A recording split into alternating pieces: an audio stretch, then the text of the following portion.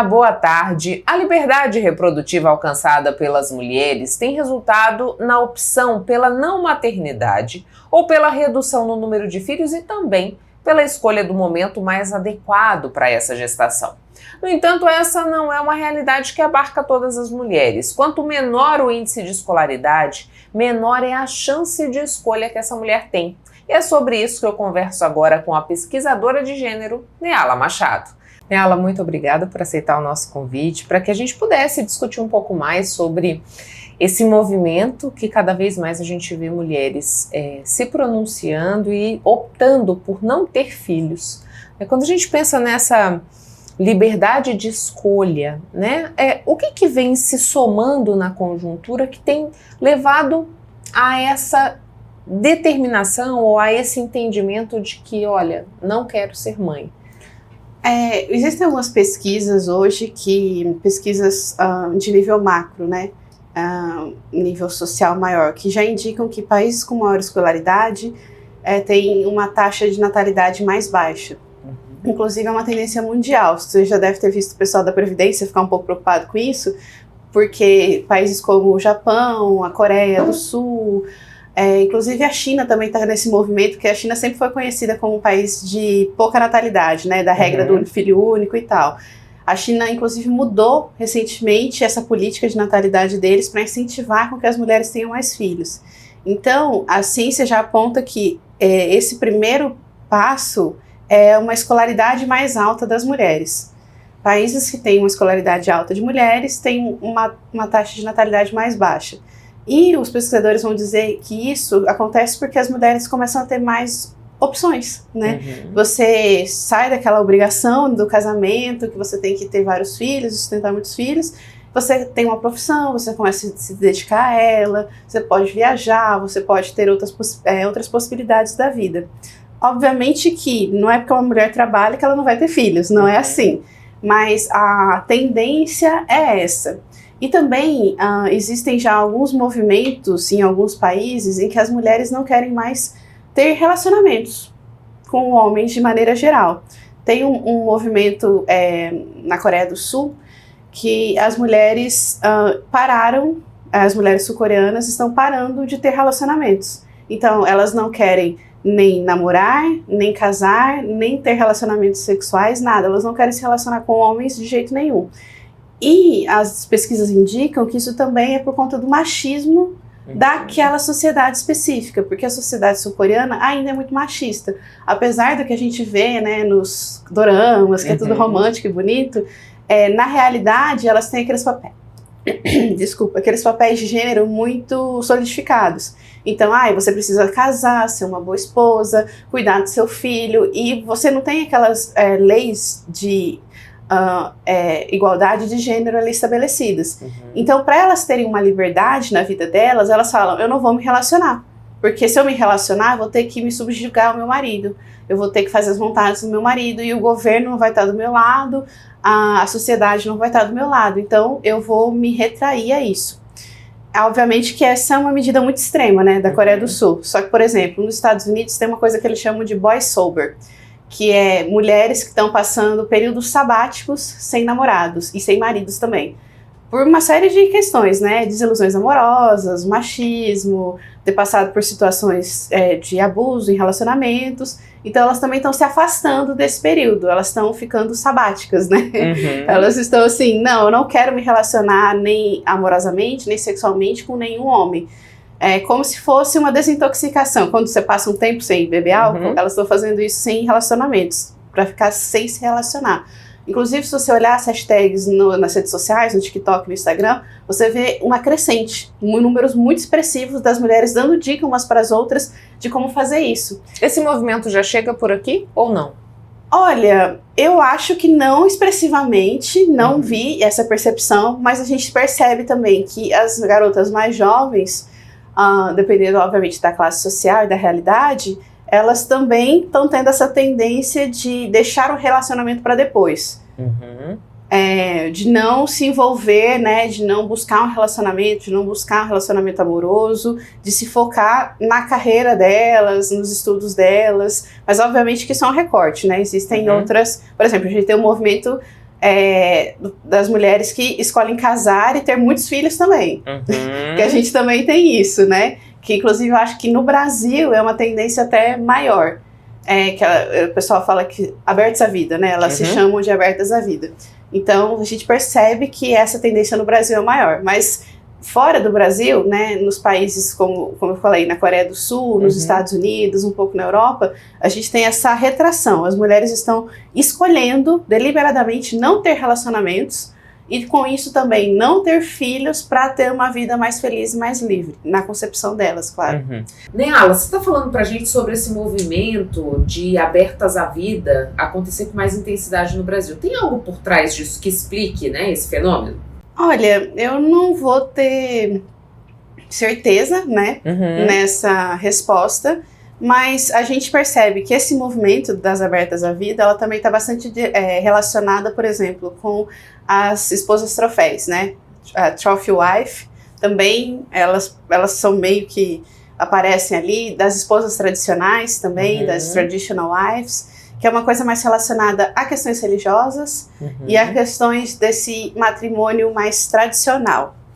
Mas, de novo, esse matrimônio tradicional, se relacionar e ter muitos filhos, ou você não se relacionar, estão todos na mesma universo, né? Não tem nada tradicional, nem você deixar de ter filhos, nem você ter muitos filhos, apesar disso ser vendido dessa forma. Então, acho que é um movimento mais conservador da sociedade brasileira. A partir da década de 60, final dos anos 60, início da década de 70, a gente tem essa introdução e essa massificação dos métodos contraceptivos, né? Principalmente a pílula anticoncepcional. Hoje em dia a pílula anticoncepcional ela é mal vista por uma falta de desinformação também, né? Por uma série de notícias falsas mesmo relacionadas a malefícios que ela vai dar. Só que no início ela dá a liberdade das mulheres terem relacionamentos e não engravidarem, né? Elas conseguirem controlar quando elas vão ter o filho e se elas vão ter filho também, se elas quiserem ter esse filho. Mas obviamente que isso começa nas classes mais altas e depois vai se difundindo para outras classes, né, para as classes mais baixas. Mas como você mesmo trouxe, infelizmente no Brasil a gente tem, por exemplo, o Brasil eu acho que é o segundo ou terceiro país em casamentos infantis. E a gente coloca casamento infantil, meninas principalmente, que vão se casar menores de 14 anos. O Brasil é o segundo ou terceiro país. Então a gente percebe que em 2024 a gente ainda tem muitos casamentos infantis, a gente tem muitas meninas e mulheres que não têm acesso a métodos contraceptivos, a gente percebe que ainda tem essa dificuldade em aceitar, né, que a mulher escolha esse período que ela vai ser mãe e também se ela quer ser mãe, porque apesar da gente hoje já ter uma parcela até considerável de mulheres que não querem ser mães, elas ainda sofrem muito preconceito social por essa escolha, né, delas. Com toda essa liberdade reprodutiva que a gente tem hoje, um outro movimento se instala também em contrapartida, que é essa questão de levar a gestação para a idade limite, assim, digamos, né? Há um planejamento nesse sentido? O que é priorizado quando a mulher decide deixar essa gestação para mais tarde, até mesmo com congelamento de óvulos e tudo mais? Porque a gente percebe que essa idade da carreira, né, a idade que você começa a galgar novos lugares, outras possibilidades, é a idade mais ou menos dos 30 anos. Só que com 30 anos, muitos médicos, obviamente que isso já não é muito definido hoje em dia, né, alguns médicos vão colocar 30 anos, outros 38, outros 40 anos. Mas esse limite, né, essa idade dos 30 anos é aquela idade do relógio biológico, entre muitas aspas, que as mulheres têm que fazer essa escolha.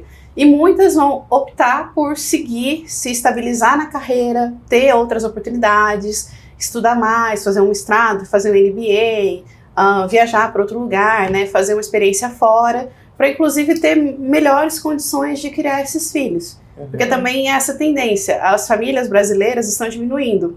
Então, percebe-se que pessoas que vieram de famílias muito grandes tinham esse trauma da pobreza, né, de que você não tinha acesso, você não tinha condições, por mais que seus pais se esforçassem muito, você não tinha condições, sei lá, de comer uma manteiga, de fazer alguma coisa. E daí, hoje em dia, você percebe que algumas dessas pessoas estão optando por eu vou me estabilizar financeiramente, eu vou estabilizar no meu trabalho, para depois eu galgar outros lugares, outras ou filhos, né, ou mesmo adotar crianças. Também surge um movimento em que um outro fenômeno que a gente verifica é a maternidade sem a presença do pai. Esse é um movimento que é uma tendência no Brasil ou ele ainda é muito restrito? O Brasil ainda hoje, acho que no ano passado foram 25 milhões de crianças registradas sem o nome do pai. Não é que elas não têm um pai, elas foram feitas, elas têm um pai, um genitor, né, mas elas não têm o nome desse pai no registro. Só que, por exemplo, eu conheço uma pessoa que fez inseminação in vitro na idade, assim, que ela poderia ter tentado isso da forma natural, mas é porque ela queria ser mãe e ela não queria ter um relacionamento, ela não queria esperar esse relacionamento acontecer. A gente tem exemplos de famosas que também fazem isso, né? Vão lá, escolhem a fertilização in vitro e querem ser mãe. Mas eu sinto que essas mulheres que escolhem isso, né? Elas têm muito claro esse desejo de ser mãe e daí vai ser independente de ter ou não marido e também um pouco independente da idade. Você tá com 40 anos e tá velho? Não, eu vou tentar mesmo assim, eu vou ir nesse esforço de ter um filho, entendeu? Todo esse movimento da liberdade reprodutiva, a gente viu também uma mudança na legislação que alterou aí a forma de ter acesso à laqueadura. Hoje as mulheres não precisam mais dessa autorização dos maridos para passar por esse procedimento. A gente demorou muito para chegar nesse ponto, né, Ala? Qual que é a avaliação que você faz? Demorou muito. E assim, apesar de existir a lei, o médico, se quiser, ainda pode se recusar a fazer o procedimento. Ele pode alegar questões religiosas, por exemplo. A gente tem um caso famoso em São Paulo de uma clínica específica, que era uma clínica católica, acho eu, que estava se recusando a colocar DIUs nas mulheres, naquele local, e era uma clínica ginecológica. Então, a gente percebe que esse avanço da lei ele acontece de maneira tardia, mas ele acontece, só que podia avançar mais, né? A gente podia ter esse mais claro, esse direito das mulheres escolherem quando querem ser mães e se vão ser mães também. Se a gente tivesse aí uma discussão mais robusta sobre educação sexual, a gente conseguiria, por exemplo, reduzir os índices de gravidez na adolescência, porque a gente vê assim, que dependendo da região ou da classe social que essa menina pertença, ela fica mais suscetível a passar por esse processo que de alguma maneira vai ser complicador, né? Seja para o seu desenvolvimento pessoal, seja para o seu desenvolvimento profissional. A gente precisa discutir mais essa questão da educação sexual sem tabu. É muito perceptível que mulheres mais escolarizadas e de classe mais alta têm mais direito de escolher. Inclusive também porque elas vão ser de pais com maior escolaridade, elas vão ter, por exemplo, acesso a métodos contraceptivos quando adolescentes, vão ter esse acesso também, essa possibilidade de escolher ou não se querem engravidar, entender, né, como que acontece e tal. Só que garotas de classe mais baixa não têm esse acesso a métodos contraceptivos. Infelizmente, nas escolas, a gente não pode falar de educação sexual, porque é um tabu muito grande, né? As pessoas acham que vão ensinar sobre sexo, só que não. Vai ensinar sobre contracepção, sobre consentimento, sobre escolher, né, a hora que isso vai acontecer e da forma mais saudável possível. Mas, infelizmente, a gente tem essa discrepância muito grande, porque de um lado, a gente vai ter pessoas com acesso e escolha, e esse acesso e escolha dessas mulheres vai ser relacionado a esse financiamento que elas têm, né, esse suporte financeiro, e de outro lado a gente vai ter as mulheres desassistidas. E daí são essas mulheres desassistidas, mulheres e meninas, que vão ter muitos filhos, que não vão ter opção de escolher, e que muitas vezes não vão poder nem escolher, né? Por exemplo, tenho 20 anos, já tenho 4 filhos, eu não posso chegar para o médico e falar, olha, eu quero fazer uma laqueadura, não quero mais, porque às vezes o médico pode se recusar. Então é muito injusto, né? A gente percebe uma injustiça muito grande de como esses direitos são oferecidos. Muito obrigada pelas informações, né, Ala? Tá bom, obrigada. Estamos de volta e um estudo divulgado pela Confederação Nacional do Comércio em março deste ano aponta que 80% das mulheres brasileiras estão endividadas. Mas por que razão esse cenário se estabelece? E qual o caminho para se livrar das dívidas e garantir tranquilidade e independência? É o que a gente busca entender agora com a educadora financeira Maria Fernanda Figueiredo. Maria Fernanda, muito obrigada por aceitar o nosso convite para que a gente pudesse explorar um pouco mais essa situação que envolve educação financeira, mulheres e essa independência que tanto almeja, né? Tive observando alguns dados que apontam que as mulheres estão com alto índice de endividamento, né? 80% nesse público feminino, conforme dados da Confederação Nacional do Comércio. Existe uma tendência das mulheres se endividarem mais que os homens, ou esse patamar é parecido entre ambos os sexos? Bom, que alegria estar aqui novamente com você, Michele, batendo esse papo. É muito importante esse assunto, refletirmos um pouquinho sobre uma realidade que eu acredito que advém de várias circunstâncias, não só pelo fato de ser mulher. Eu levantaria aqui contigo vários fatores que encadeiam esse resultado final lá na ponta, que é o comprometimento com o seu nome, o endividamento, né, e a restrição de compra que essa mulher acaba adquirindo com o passar dos dias, né, do tempo. O que eu percebo, assim, pela experiência que eu tenho? Primeiro, a mulher, ela não foi educada a se relacionar com o dinheiro. Se nós formos a analisar friamente uma reta do tempo aí, uma linha do tempo, perdão, né? Uma linha do tempo, você vai ver que a mulher faz pouco tempo que ela exerce essa função de detentora do custo do orçamento doméstico, certo? Então ela não foi preparada para isso. Entretanto, ela caiu, né, de paraquedas nesse lugar, porque hoje nós temos aí boa parte das famílias sendo chefiadas por mulheres. E a mulher ainda, além de não ter historicamente um preparo para lidar com o dinheiro, nós temos a questão da mentalidade, né? Naturalmente, a mulher ela é mais protetora. Então, ela não vai medir esforços para suprir as necessidades da sua família. E, por vezes, por falta de preparo emocional, eu digo que isso está linkado diretamente com o emocional. Comprar é um ato movido pela emoção, ela acaba não conseguindo falar não para filhos, né, companheiros, parentes, e tendo essa facilidade em falar o sim, ela acaba entrando em maior processo de endividamento também. Então, são N fatores que levam a essa realidade. Com certeza, o maior dele é falta de educação financeira. Porque se eu não tenho educação financeira, eu não faço um planejamento, eu não penso antes de gastar, eu não me preparo para fazer esse gasto, eu nem sei como meu dinheiro sai. Ele sai de uma forma que eu nem percebo. Eu recebo, eu já tenho um monte de contas para pagar e ponto, e passo o restante do mês comprando no crédito, e isso vai virando uma bola de neve, chega a um ponto que o crédito já não tem mais, e a mulher começa a fazer créditos consignados, aquelas que têm o nome ainda limpo, consignado ou não, né? Se é servidor público, consigna na folha. Se não é servidor, faz um CDC no banco, enquanto tem nome sujo, enquanto tem carteira assinada.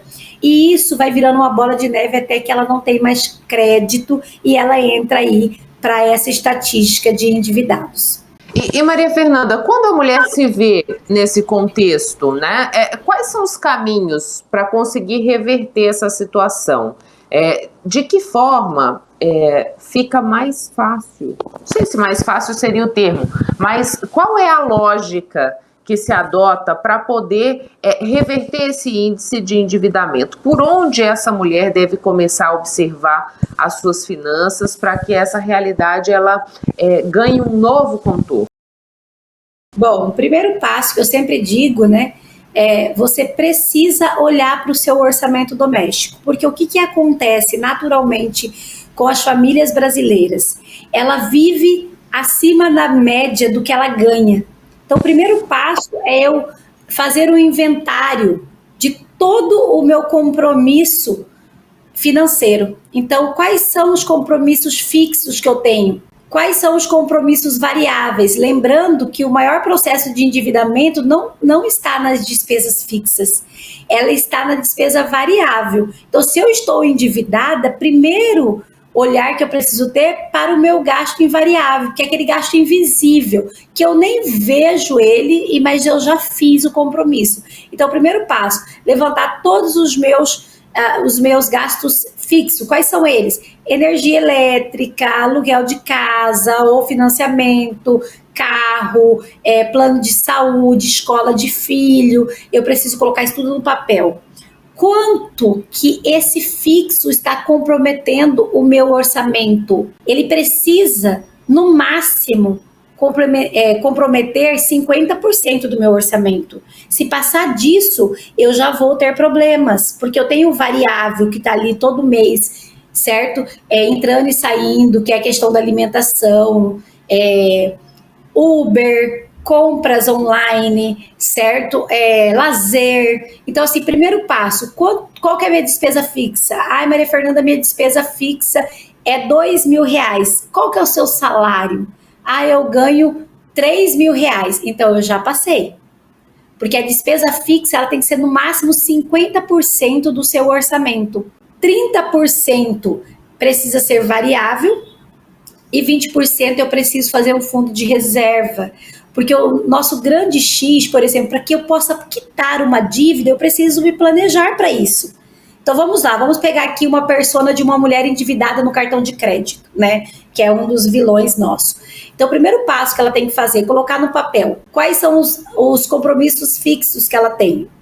Primeiro passo. Depois, olhar para as despesas variáveis. Fernanda, mas a minha despesa fixa passou dos 50%, vou ter que reduzir.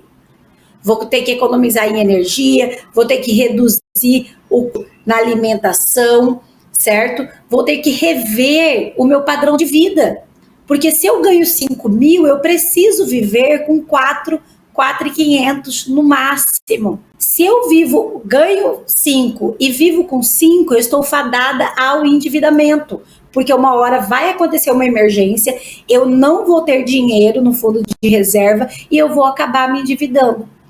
Então, eu preciso ter esse controle do que de fato eu tenho. Nós nos iludimos, né?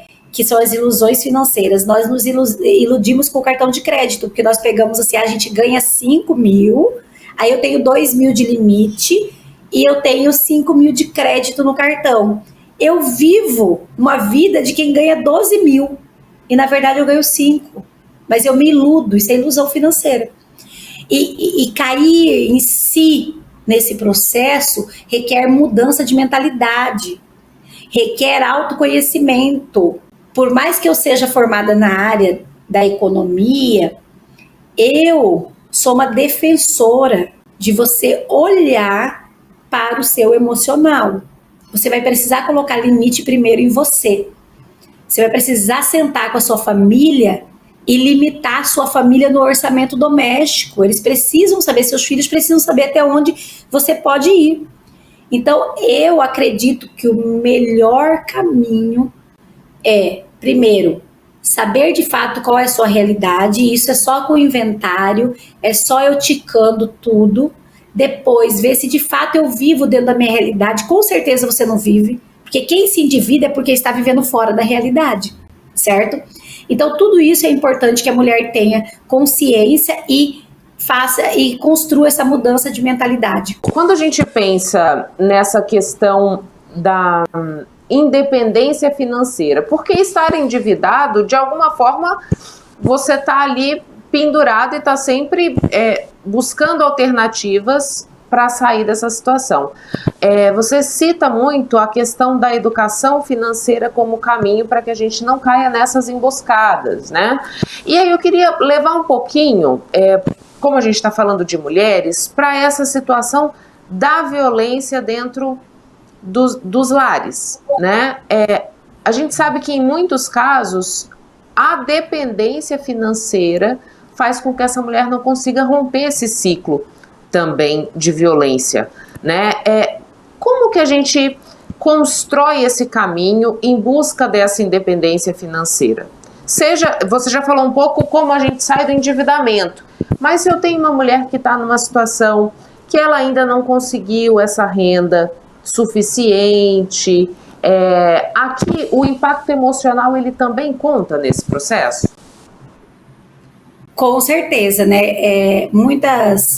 Há muitas discussões, né, reflexões em torno disso, porque nós temos mulheres vítimas de violência que são independentes financeiramente, mas elas são dependentes emocionalmente do agressor, certo? E nós temos o caso de mulheres que são dependentes financeiramente e emocionalmente do agressor. Eu sempre digo o seguinte: o primeiro passo para uma mulher vítima de violência sair do ciclo de violência é ela se tornar independente emocionalmente do agressor, porque ela vai quebrar o ciclo de violência. A mulher ela só vai se libertar da violência doméstica a partir do momento que ela sair do ciclo. Porque o que acontece, Michele? Por vezes eu estou com aquele agressor, eu consigo me livrar dele, mas se eu não sair do ciclo, eu vou me envolver com outro homem narcisista que vai ser o próximo agressor meu, entende? Porque eu não saí do ciclo. Então, o primeiro passo está muito mais ao emocional. A independência financeira da mulher, ela perpassa pela saúde emocional. A partir do momento que ela sai do ciclo de violência, ela vai conseguir enxergar o seu valor e o seu potencial. Eu vejo muitas mulheres com potencial incrível empreendedor, que faz muito, que produz muito, entretanto, ela está amarrada emocionalmente naquele ciclo de violência. Eu estou agora com um projeto de economia solidária no campo, onde eu vou atender 1.500 mulheres assentadas, certo? E o que eu vejo lá não difere das mulheres urbanas. Elas produzem, elas cuidam da terra, elas plantam, elas colhem, elas vendem e elas continuam dependentes emocionalmente do agressor, muitas delas. Por quê? Porque aí, gente, é um ciclo e ciclos precisam ser rompidos. Eu preciso reconhecer onde começou tudo isso. Normalmente é na minha família de origem. Uma mulher que ela é vítima de violência na fase adulta, ela já foi vítima de violência na infância, na família de origem. A maioria delas, claro que tem exceções, né? Mas a maioria delas está só repetindo padrões. Então a gente precisa desse rompimento, dessa independência emocional, para daí ela começar a construir sua independência financeira. Você falou pra gente que é muito importante o autoconhecimento e esse gerenciar de emoções para que a vida financeira ela caminhe no trilho. Isso porque a gente acaba fazendo compras como uma forma de compensação, Maria Fernanda? Tanto como forma de compensação, certo? Como escape mesmo, certo? Então, por exemplo, eu tive clientes que nos dias mais difíceis da vida dela, o lugar onde ela consegue aliviar a tensão é comprando. E olha só que interessante, normalmente essas mulheres compram coisas que elas não utilizam, certo? Elas compram roupas com tamanho menor, elas compram produtos de casa que elas não precisam ou não vão utilizar, não há necessidade. Mas o ato de comprar libera um hormônio do prazer. O mesmo hormônio que libera quando eu tenho uma relação sexual, quando eu como um doce que eu sou apaixonada, quando eu faço atividade física, é o mesmo hormônio que libera no ato da compra. Então, isso nos sacia ali momentaneamente, faz com que a gente esqueça um pouco da realidade, só que quando vem a conta para pagar, nós nos deprimimos, porque nós reconhecemos que nós erramos, nós nos equivocamos e compramos sem ter condições de pagar e às vezes sem ter necessidade daquele produto. E quando você defende a educação financeira, existe um momento ideal de introduzir essa temática? Eu digo na infância mesmo, né? É a partir de que momento as crianças passam a entender? Você falava pra gente lá, olha, você precisa ser muito clara com a sua família, principalmente com seus filhos, para que eles entendam qual que é a realidade, né? A partir de que idade isso é possível de ser compreendido, Maria Fernanda? Eu sempre digo o seguinte, que o movimento circular econômico da família, ele já vai construindo um ambiente que essa criança vai ser recebida. Então, o primeiro ponto, antes mesmo dela vir, essa família precisa. Pouquíssimos pais têm hábito de se preparar para ter filhos no Brasil, não é uma cultura nossa. Nós estudamos pela graduação, nós estudamos para passar em concurso, nós estudamos para entregar o melhor na empresa que nós trabalhamos, mas nós não estudamos para as 3 empresas mais importantes que nós vamos gerenciar, né? Que é o casamento, quando nós decidimos nos unir com alguém, nós não estudamos e não nos preparamos para isso.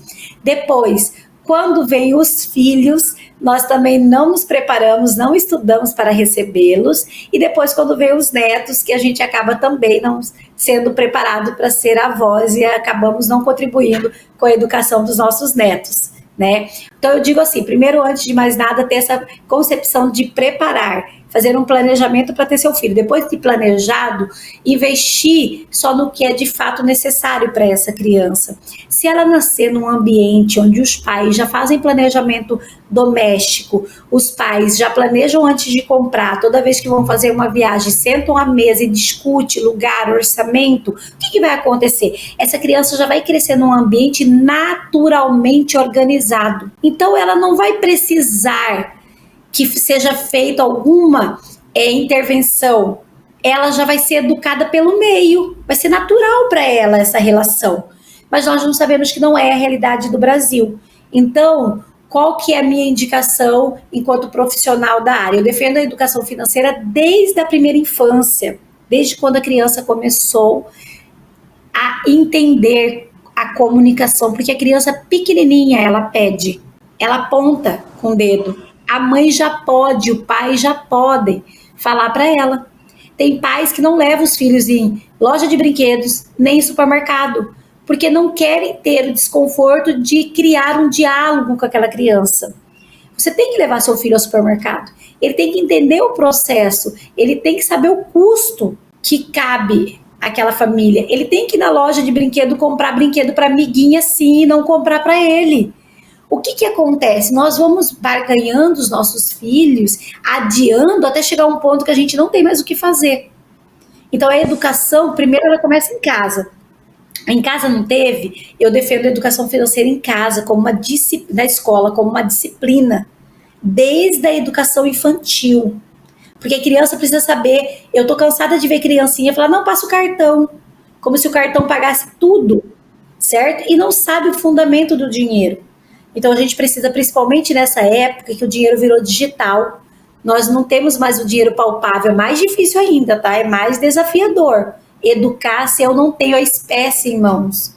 Então tudo isso perpassa por uma educação que tem que começar desde a primeira infância, já que tendo em vista que nós realmente não somos pais educados financeiramente, para que possa fazer isso de forma simultânea e natural. Maria Fernanda, muito obrigada pelas informações aqui no Papo.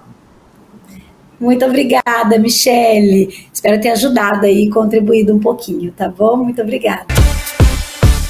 A transição capilar tem se tornado um fenômeno de empoderamento entre mulheres que buscam resgatar e valorizar a sua identidade por meio do cabelo natural. Esse processo não é apenas uma mudança estética, é uma jornada de autoconhecimento e afirmação cultural. E a gente entende mais dessa transformação com a visagista Carol Bispo. A transição capilar é o processo de deixar de lado as químicas tratadas, como alisamento e tinturas, para voltar à textura e cor naturais. Esse período pode ser desafiador, mas é uma forma de empoderamento e autocuidado, promovendo a aceitação da própria beleza. A transição capilar, ela está relacionada à mudança da estrutura do cabelo. Então é muito direcionada principalmente para quem estava em um processo de alisamento e depois decidiu abandonar esse estilo e passa a assumir os cabelos naturais. A nossa identidade com o cabelo natural é construída desde a infância e é essencial se sentir poderosa desde já, independentemente dos padrões de beleza impostos pela sociedade. É essencial reconhecer que a verdadeira beleza vem de dentro e que colocar seu valor acima das expectativas sociais é um passo importante para a autoaceitação. Essa identidade do cabelo natural, ela é construída na infância, onde a criança aprende a se ver, a se identificar. E quem que é os maiores protagonistas nesse processo da construção da autoestima de uma mulher autêntica na fase adulta? É a família. Devido aos seguintes motivos. Primeiro, porque nós temos aí essa questão da imposição social em relação aos padrões de beleza. Que o bonito é ter o cabelo liso, certo? Então, toda essa construção na infância, ela é essencial para que se tenha uma mulher poderosa e bem resolvida, entendendo qual que é a importância da sua identidade visual, qual que é o valor desse cabelo natural. Então, esse processo da construção para uma mulher adulta está no berço, está ali junto com a família. E é através dessa construção, desse fundamento que é dado pelos pais, pelos familiares, é essencial para que ela se posicione na fase adulta, na sociedade com segurança e autoestima. Muitas pessoas optam por alisar o cabelo porque cuidar do cabelo crespo pode ser desafiador e requer uma rotina específica de cuidados. É comum que essa textura demande mais atenção, técnica e conhecimento. No entanto, entender e aprender a lidar com o cabelo crespo pode ser um processo empoderador. Como você quer ser vista, isso é essencial.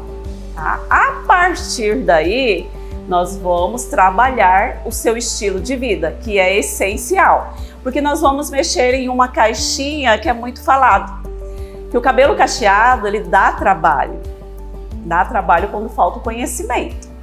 Eu desenvolvi o método Cabelo do Dia Seguinte justamente para desconstruir essa fala e facilitar a vida de muitas mulheres em relação ao seu cabelo natural. Então, chega esse processo do conhecimento onde a mulher tem o controle sobre o seu cabelo, né? Administrando com volume, sem volume, eliminando o frizz. O frizz, ele simplesmente é provocado pela falta de conhecimento. Eu falo sempre, vou relembrar, que a toalha felpuda, quando é usada para enxugar o cabelo cacheado, provoca frizz. Então, eu já vou deixar aqui uma orientação para você que quer se relacionar bem com o cabelo cacheado, quer ter autenticidade, quer ter uma imagem única, tá? Já troca por uma toalhinha 100% algodão, porque essa toalhinha ela não provoca atrito no cabelo. A transição capilar não é fácil e pode ser um processo desafiador, mas após passar por essa fase, muitas mulheres vivenciam um reencontro significativo com a sua autoestima. Essa jornada permite que elas se conectem com a sua verdadeira identidade e abraçam a beleza do cabelo natural. Então, principalmente para pessoas que estão nesse processo de transição capilar, no início é muito estranho, porque gera insegurança. Então, as mulheres elas ficam mesmo assim, porque não se ouve muito falar sobre isso. Então, quando começa o processo da transição capilar, é muito importante falar isso, processo, tá? Tem um início, tem um meio e não tem fim. Isso é segurança. E ela se posiciona. Então, isso gera autoestima, gera autonomia e fica uma mulher maravilha.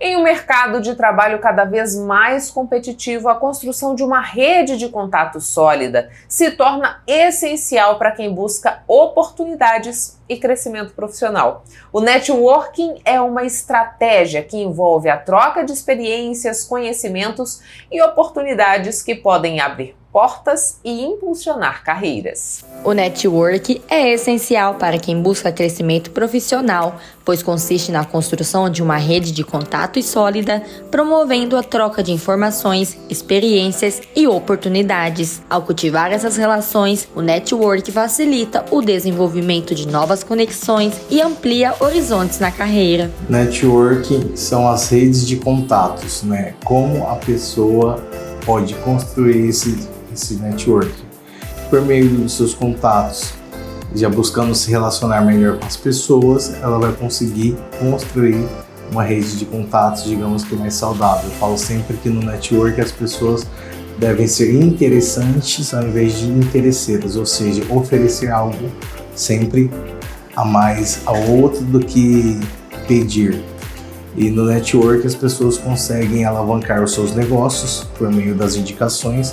Então sempre que já vem com uma indicação e consegue aumentar as possibilidades de vendas, as pessoas também que estão em busca de uma recolocação, ela aumenta em até 80% a chance de conseguir a recolocação, passando até muitas vezes daquele candidato que tem a experiência, o know-how ou até mesmo a formação ideal, porque ele já vem com essa referência de uma recomendação. E essa recomendação ela só vem por meio do networking, né, que é essa habilidade que a pessoa tem de se relacionar com as pessoas. Saber se relacionar com outras pessoas é fundamental, pois o network ajuda a abrir portas. Quanto mais genuína as conexões, mais fácil será obter apoio e oportunidades para chegar aonde se deseja. Eu falo que é determinante para que o candidato consiga uma recolocação.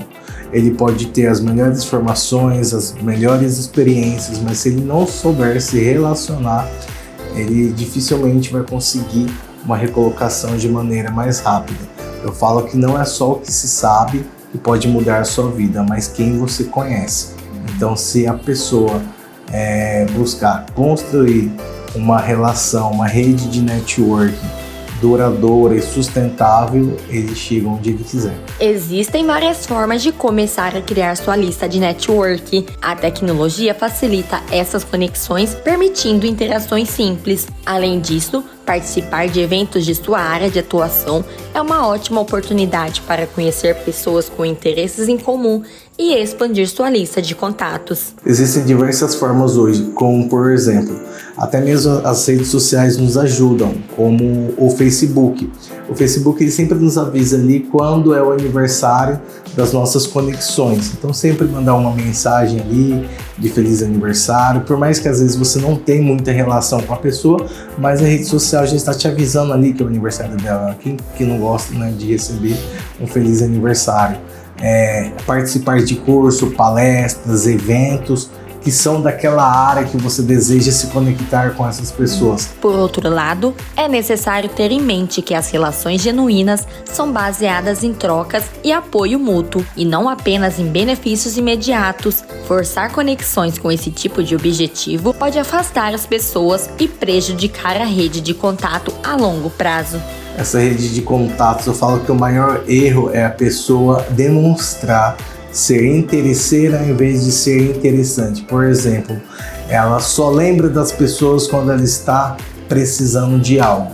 Enquanto ela não está precisando de algo, ela não lembra da pessoa. Então é determinante que ela seja interessante ao invés dela ser interesseira. Ou seja, ela poder oferecer muitas vezes um apoio, uma ajuda. Se um colega está em busca de uma recolocação, se ele puder fazer essa indicação, né, sem nenhum outro benefício, isso daí vai ajudar muito. Emanuele Daiane é uma jovem fotojornalista, mas que já deixa sua marca com capturas urbanas cheias de identidade e expressão. O acervo passa por momentos de fé na procissão, crianças correndo na rua e outros ares poéticos que atravessam Cuiabá. Emanuele Daiane é fotógrafa desde 2015, tendo conquistado um prêmio no concurso de fotos amadoras de museu e paisagens culturais. Graduada em tecnologia em fotografia, ela se especializou na produção de fotodocumentários. Seu interesse pelo fotojornalismo cresceu devido à sua capacidade de narrar histórias visuais. Comecei a fotografar, sempre tive uma câmera compacta, fazia foto para mim mesmo. Aí no meu curso de física que eu fiz, eu me interessei na parte da ótica para dar uma aula de fotografia. Aí desde então me interessei na fotografia em 2015, mas câmera mesmo, dessas que é manual, que tem que usar, foi a partir de 2016 que um amigo me deu uma para me usar para me estar testando. O fotojornalismo, eu me interessei porque são imagens que narram uma história, então, e um contexto naquela foto. Emanuele Daiane reconhece os desafios que as mulheres enfrentam em uma profissão predominantemente masculina, mas destaca que não devemos desistir e que o importante é seguir em direção aos nossos objetivos. Contar a história de Cuiabá através da sua cultura, que é o siriri, a goiaba de coxo, entre outras vertentes, me inspirou por causa das cores, da dança, o contexto de história também. A história do cururu, siriri, da cidade em si, do contexto urbano, é porque poucas pessoas daqui de Cuiabá gostam de registrar Cuiabá do jeito que é. Tanto é que fotografia da cidade bem poucos fazem, tipo, aleatoriamente contando a história do João ou da Maria passeando na calçada. Emanuele é apaixonada por urbanismo e adora capturar a cultura de Cuiabá. As cores atraentes e as danças tradicionais a atraem. Tem poucas mulheres no fotojornalismo, bem poucas mesmo. Que a maioria das mulheres que são da fotografia são mais do lado newborn, recém-nascidos, ensaios. Realmente é bem poucas mesmo. Nas pautas eu vejo mais homens do que mulheres. Então, o conselho que eu dou é não desistir. Mete a cara, faz sua foto. Você não tá fazendo trabalho, freela, mas faz a foto e mostra. Redes sociais está aí para ser mostrada e interage com as pessoas e faz um networking, tipo, peça ajuda de uma pessoa.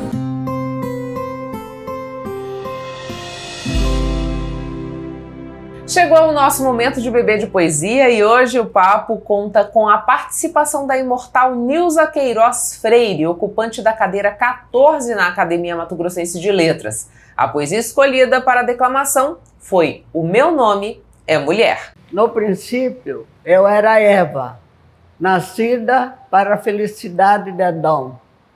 E o meu paraíso tornou-se trevas, porque eu usei libertação.